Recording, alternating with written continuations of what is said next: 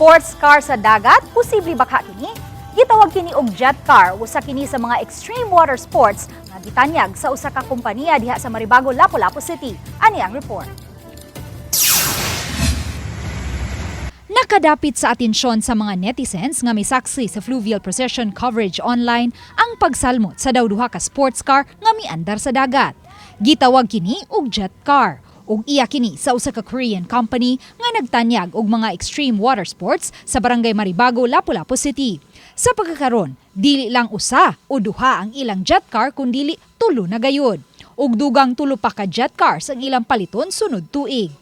Kung inyong makita mga kapuso, susama gayud sa naglingkod ka og usa ka sports car. Apan matod sa operations manager, ang kaha niini ginama sa fiber, samtang ang iyahang makina susama gayud sa makina sa usa ka jet ski. Apan alang sa mga nangutana kung tagpila ang usa ka jetcar, how much? Secret.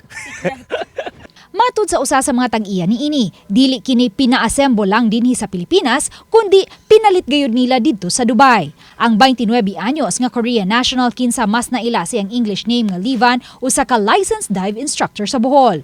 Ug ning tuiga, mibukas siya og kompaniya sa Maribago, Lapu-Lapu City, uban ang laing mga business partners ug nagtanyag sila og mga extreme water sports. Just I like Philippine people is very kind, and then always sunny ba? No, I like sunny, but Korea is sometimes wind and winter. Una nilang gitanyag ang banana boat, jet ski, parasailing ug jet boat nga makahimo og 360 power turn. Ug sa miaging buwan lang, naabot ang tulo ka mga jet cars nga ilang napalit gikan sa Dubai. Butang nga ilang gipasigarbo usab nga sila pa lang ang makatanyag niini. Matod sa ilang operations manager, sagad sa ilang mga customer, mga Korean nationals ra usab. Apan human mibukas og direct flight gikan sa Korea paingon sa Panglao, Bohol, ni menos ang ilang mga foreign guest. Oo, may mga booking pero not same gid last mga August, September, marag busy gid siya. Pero karon mga kamay na lang gid siya.